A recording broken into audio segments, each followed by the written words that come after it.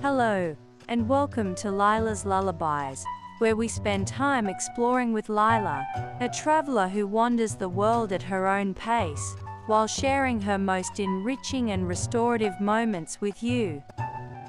In tonight's story, we'll accompany Lyla as she goes on safari in the beautiful nation of Botswana. There's nowhere you need to be, nothing you need to remember. Just settle in, get comfortable, and let yourself go. We're so glad you're here. Whenever you're ready, let's begin.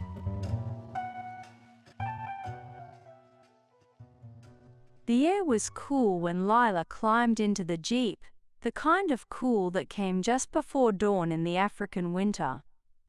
August in Botswana meant dry season, clear skies and mornings that required a light jacket until the sun properly rose. She settled into her seat and wrapped a blanket around her legs that the lodge had provided. There were 3 other passengers, a quiet couple from somewhere in Europe who nodded hello, and a woman traveling alone like Lyla, who smiled and introduced herself as Marian. The guide, a man named Kagosi, stood beside the jeep doing final checks, his movements efficient and practiced. "Good morning, everyone," he said, his voice warm and accented with the particular lilt of Setswana. "We'll head out in just a moment. The animals are most active now. In the cool of morning, we should see some interesting things." He climbed into the driver's seat, and the jeep rumbled to life, its engine loud in the pre-dawn stillness. Then they were moving, rolling out of the lodge compound and onto the sandy track that led into the bush. The sky was lightening, that gradual transformation from black to deep blue to something softer. Stars were still visible, but fading, giving way to the approaching day. The air smelled of earth and grass and something indefinable, something that was simply Africa. Lyla had arrived at the lodge the evening before, tired from the small plane flight and the drive from the airstrip. She'd eaten dinner quietly, watched the sun set over the delta, and fallen asleep to the sound of something moving in the darkness outside her tent. Now, in the cool morning, everything felt fresh and full of possibility. The jeep moved slowly along the track, and Kagosi drove with one hand, the other resting on the doorframe, his eyes constantly scanning the landscape. The bush was thick here, mopane trees with their butterfly-shaped leaves, and taller acacias, their branches dark against the lightening sky. "There," Kagosi said quietly, slowing the jeep. He pointed to the left, where a kudu stood partly hidden among the trees. The animal was magnificent, its spiral horns catching the early light, its large ears swiveling toward them. It watched the jeep for a long moment, then stepped carefully deeper into the bush and disappeared. "Beautiful," Marian whispered. Kagosi nodded. "The male kudu." "Very shy animals. We're lucky to see him." They continued on, the jeep rocking gently over the uneven ground. The track split, and Kagosi took the right fork without hesitation, clearly knowing exactly where he was going, reading signs in the landscape that Lyla couldn't see. Birds were waking now, their calls filling the air. Kagosi identified them as they went. The go-away bird with its nasal cry, the francolin with its harsh cackle, the doves with their gentle cooing. The soundscape was rich, layered, constant. The bush opened up, and they emerged onto a floodplain, the ground flatter here, covered in low grass that was golden in the dry season. Water glinted in the distance, one of the many channels that made up the Okavango Delta, that extraordinary place where a river flowed into the desert and created an oasis. We'll head toward the water, Kagosi said. Many animals come to drink in the morning. The jeep bumped across the plain, and Lyla held onto the bar in front of her seat, the movement jostling but not uncomfortable. The sun was visible now, just a sliver above the horizon, its light spreading across the landscape, turning everything gold. A herd of impala grazed nearby, dozens of them, their reddish-brown coats sleek and healthy. They lifted their heads as the jeep passed, alert but not frightened, their black-tipped ears twitching. A few young ones played, chasing each other in circles, their movements quick and joyful. The impala are prey animals, Kagosi explained. They must always be watching, always ready to run. But they are very successful. You will see impala everywhere here. As if to prove his point, more impala appeared as they drove, small groups and large herds, some drinking at the water's edge, others resting in the shade of acacia trees. The jeep slowed near a channel, and Kagosi turned off the engine. The silence that followed was not really silence at all, but a different kind of sound. The wind moving through grass, the water lapping gently, the birds continuing their conversations. We'll sit here for a bit, Kagosi said quietly, just watch. Lyla was grateful for the stillness. She looked out across the water, which was clear and shallow, reflecting the morning sky. Reeds grew along the edges, tall and green despite the dry season. A fish jumped, its splash sudden and loud. Then she saw them, elephants, emerging from the bush on the far side of the channel. First one, then two, then a whole family group, adults and juveniles, and one tiny calf who stayed close to its mother's side. They moved with surprising grace for such large animals, their trunks swinging, their ears flapping slowly. The elephants reached the water and began to drink, using their trunks to suck up water and spray it into their mouths. The calf tried to imitate the adults but seemed uncertain of the technique, splashing more than drinking, and Lyla found herself smiling at its efforts. Elephants drink a lot, Kagosi said softly, maybe 200 liters a day. They come to the water often. The group watched in silence as the elephants drank and then waded into the channel, clearly enjoying the water, spraying themselves and each other. The calf ventured a bit deeper, testing its boundaries, and the mother gently guided it back with her trunk. After a while, the elephants moved on, disappearing back into the bush on the other side. Kagosi started the engine again, and they continued along the channel's edge. The sun was higher now, the air warming, and Lyla shed her jacket, folding it beside her. The light was beautiful, clear and golden, making everything seem more vivid. The grass glowed, the water sparkled, the sky was impossibly blue. They saw more animals as the morning progressed. A lone buffalo standing in the shallows, its massive horns curved and dark. A family of warthogs trotting along the track, their tails held straight up like little flags. A martial eagle perched high in a dead tree, its white chest bright against the dark wood. Kagosi stopped occasionally to share information, his knowledge deep and delivered with genuine enthusiasm. He spoke about the ecosystem, how everything was connected, the elephants that knocked down trees creating clearings for grass that fed the impala that were hunted by lions that fed the scavengers.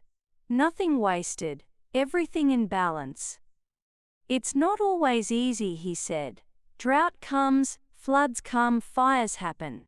But the system adapts. Life here is very resilient. They entered a section of thicker bush, the track barely visible, just two faint ruts in the sand. Kgosi drove carefully, avoiding fallen branches and rocks. The vegetation pressed close on both sides, and occasionally a branch would scrape along the side of the jeep with a sound like fingernails on canvas.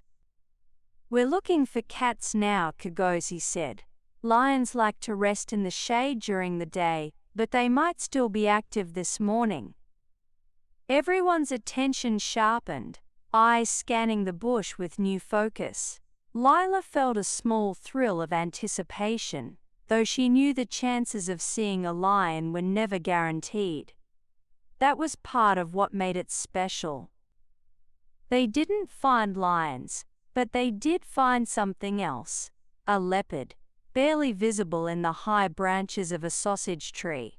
Kgosi spotted it first, his trained eye catching what everyone else had missed. He stopped the jeep and pointed silently. It took Lyla a moment to see it, the spotted coat blending perfectly with the dappled light and shadow of the leaves. But then the leopard shifted slightly, and the shape resolved. The elegant head, the powerful shoulders, the long tail hanging down.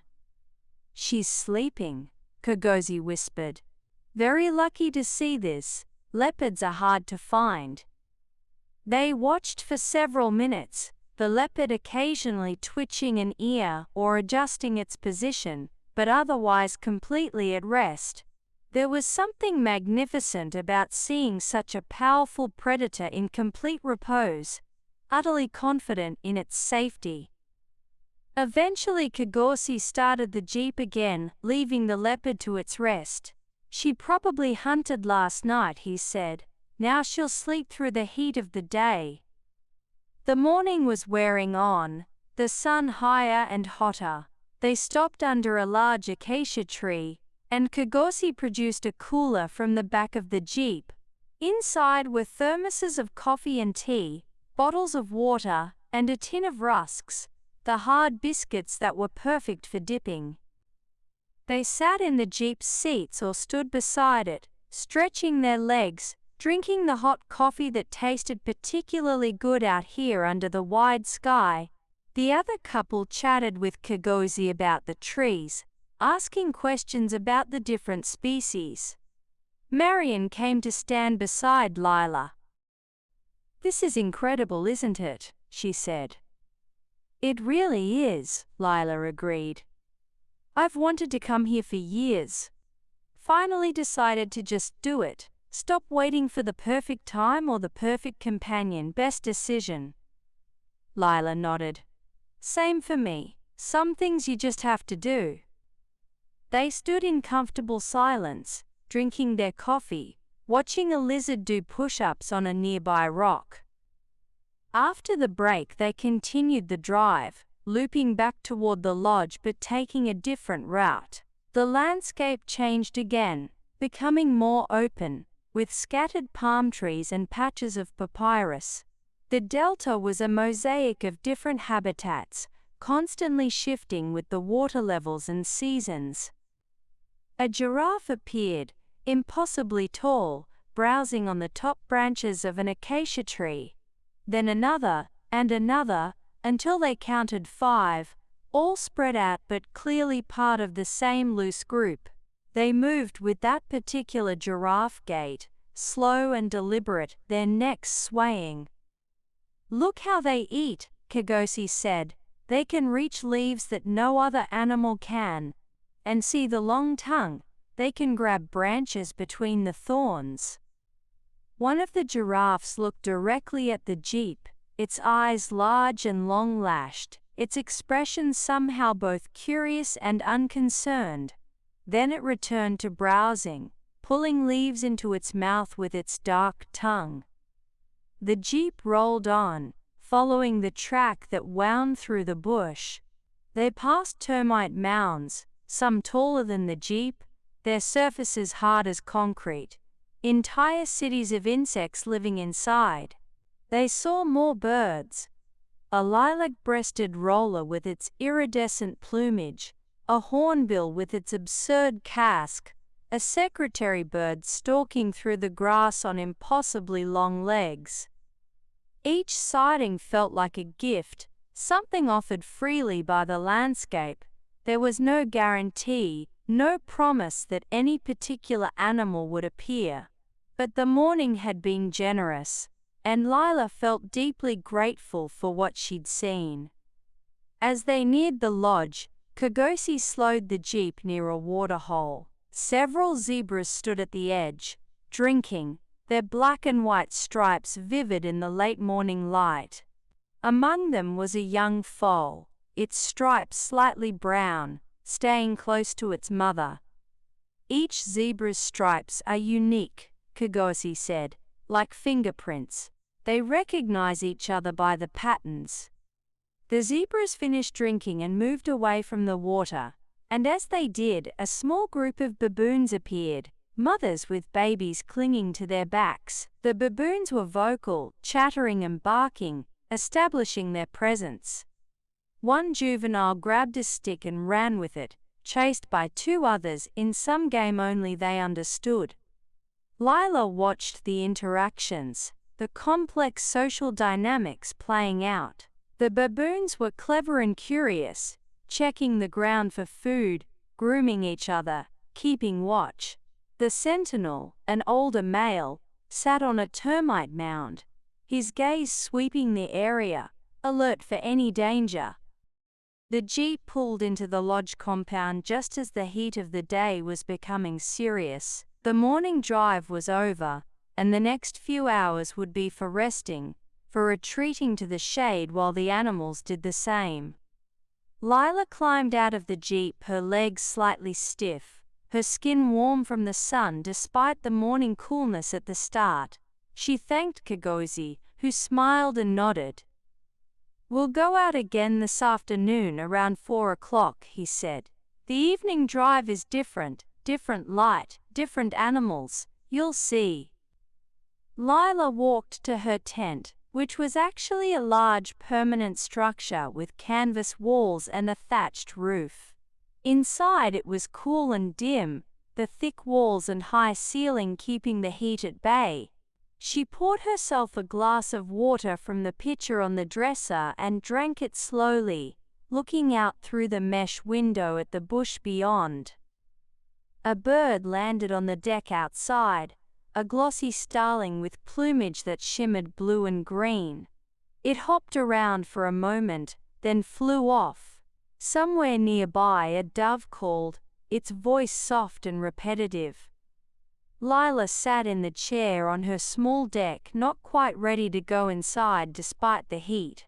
The morning had filled her with a sense of wonder that she wanted to hold on to for a while longer. She thought about the elephants in the water, the leopard in the tree, the giraffe browsing peacefully, the zebras with their unique stripes. There was something profound about being in a place where humans were visitors rather than residents, where the natural world continued its ancient patterns largely undisturbed. The lodge was comfortable, even luxurious in its way, but it was also careful, designed to minimize impact, to allow people to observe without interfering. She could hear the camp staff moving about, speaking quietly to each other in Botswana. The kitchen was preparing lunch, and the smell of cooking drifted on the breeze, something with curry spices and fresh bread. Her stomach rumbled, reminding her that the rusks and coffee had been hours ago. But she didn't move yet. The chair was comfortable, the shade was pleasant, and the sense of peace was too valuable to rush past. A mongoose appeared from under the deck, striped and alert, its small hands grasping as it searched for insects. It paused when it noticed Lyla, froze for a moment, then continued its hunting, apparently deciding she wasn't a threat. She watched as it investigated every corner of the deck, its movements quick and thorough, before disappearing back into the bush. Eventually Lyla went inside and lay down on the bed, not quite sleeping but resting, her eyes closed. the sounds of the bush filtering through the canvas walls. The afternoon stretched ahead, hours of rest before the evening drive. There was nothing she needed to do, nowhere she needed to be. For now she could simply be here, in this moment, in this extraordinary place. When she woke later, the light had changed, becoming softer, the harsh midday sun giving way to late afternoon. She splashed water on her face, changed into fresh clothes, and made her way to the main lodge building for tea. Other guests were there, everyone gathering before the evening drive. Tea and coffee were laid out, along with small cakes and sandwiches. Lyla made herself a cup of rhubarb tea and took it out to the deck that overlooked a permanent waterhole. Several elephants were there, a different group from the morning. They drank and bathed, clearly enjoying themselves.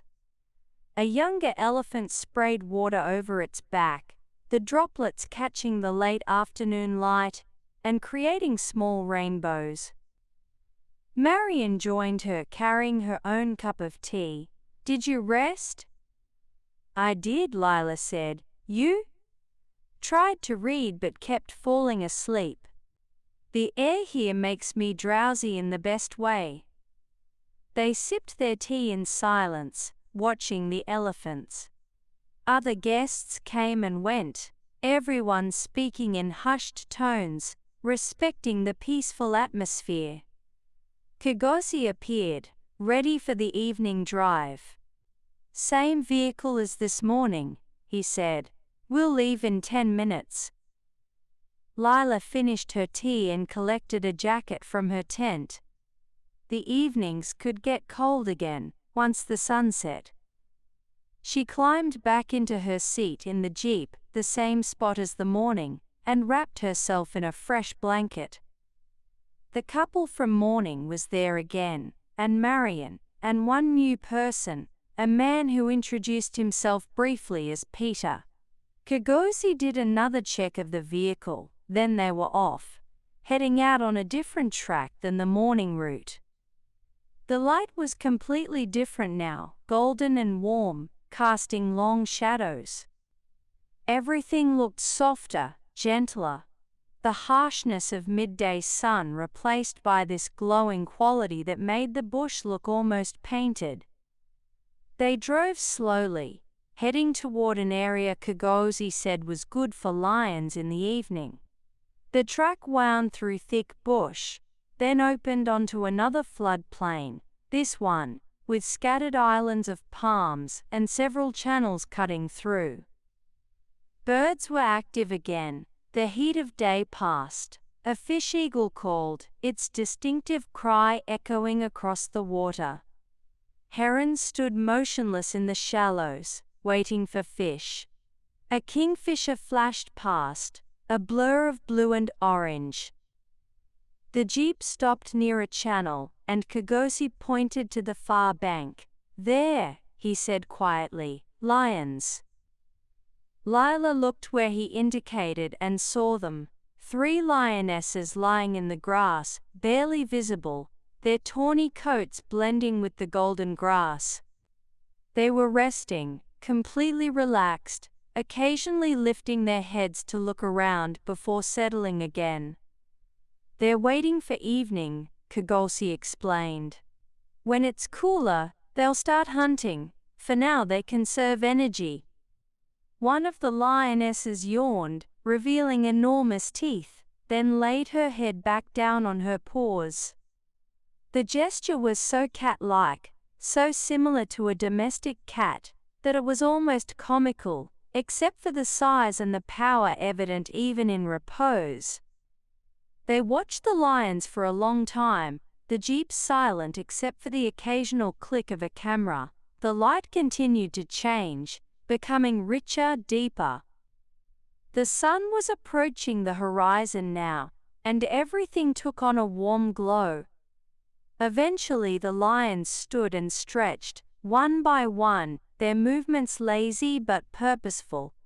Then they began to walk, moving away from the water toward an area of thicker bush. The jeep followed at a distance, Kgosi keeping back, respecting their space. The lionesses moved with confidence, clearly knowing exactly where they were going.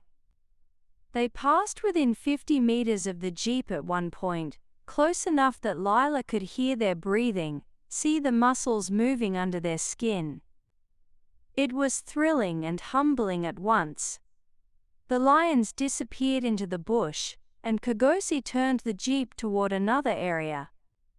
The sun was very low now, just above the horizon, and the quality of light was extraordinary, everything glowing as if lit from within.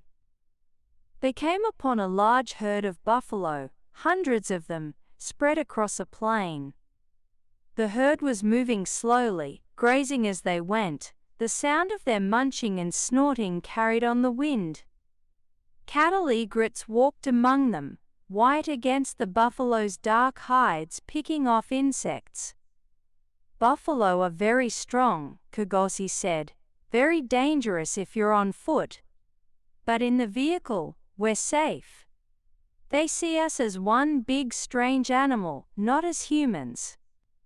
The jeep moved slowly through the herd, the buffalo parting around them, mostly ignoring their presence. A few older bulls gave them hard stares, but most simply continued grazing. It felt surreal to be among such large, powerful animals, separated only by the open sides of the jeep. The sun touched the horizon, and the sky began its evening transformation. Colors appeared that didn't exist at any other time, deep oranges and pinks, purples and reds, layers of color that shifted and intensified. Kgosi found a good spot, a small rise with a view across the floodplain, and he stopped the jeep. "We'll watch the sunset from here," he said. Someone produced sundowners, gin and tonics in metal cups, and they were passed around. Lyla took one, sipping the cold, bitter drink, feeling the juniper and quinine on her tongue. They sat in silence as the sun sank lower, the colors intensifying. The sky became a canvas, each moment bringing new combinations of hues.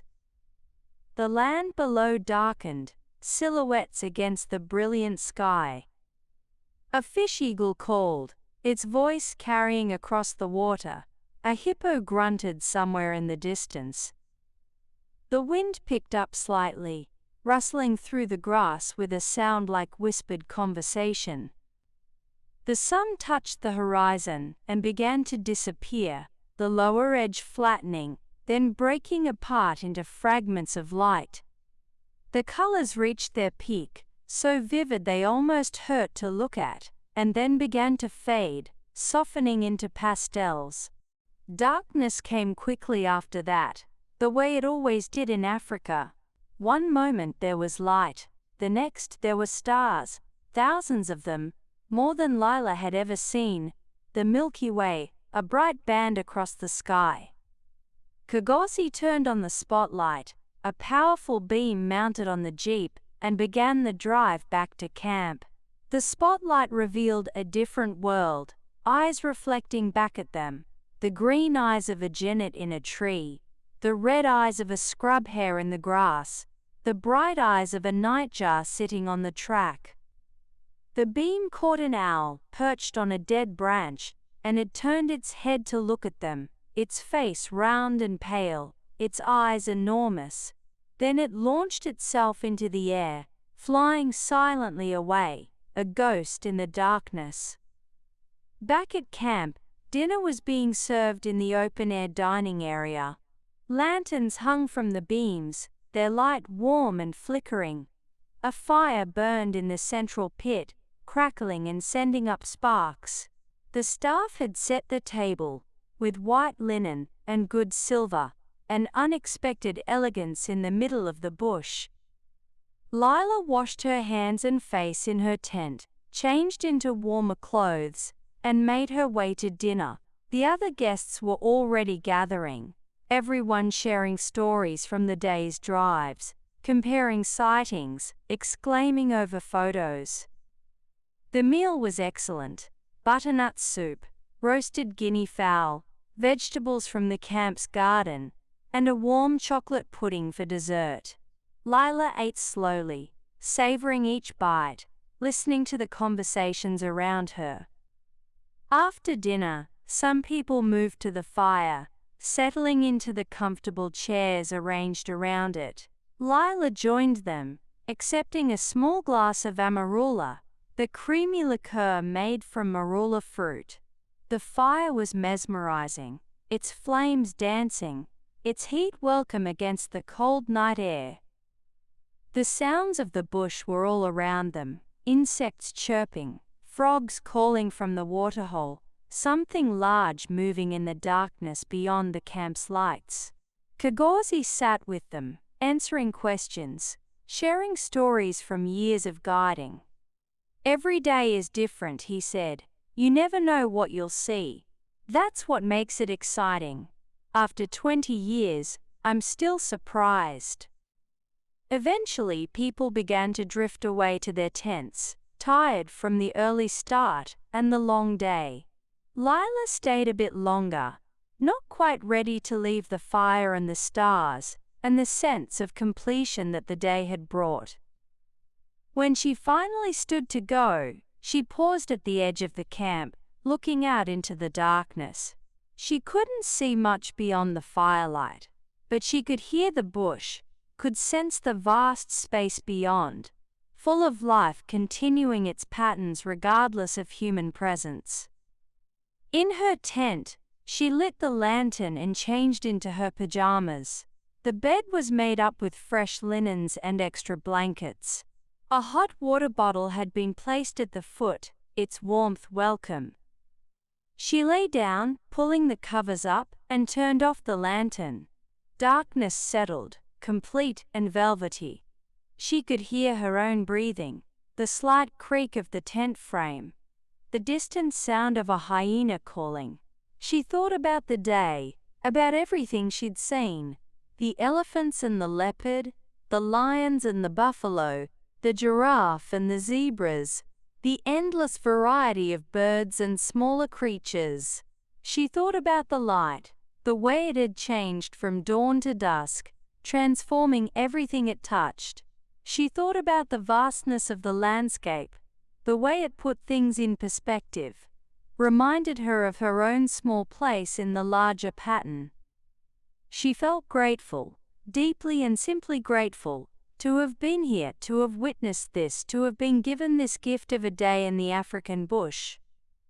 The sounds of the night continued, a lullaby of sorts, ancient and reassuring. Somewhere out there the lions were hunting, the elephants were feeding, the hippos were grazing on land, the crocodiles were waiting in the water. Life continuing, as it had for millions of years, as it would for millions more.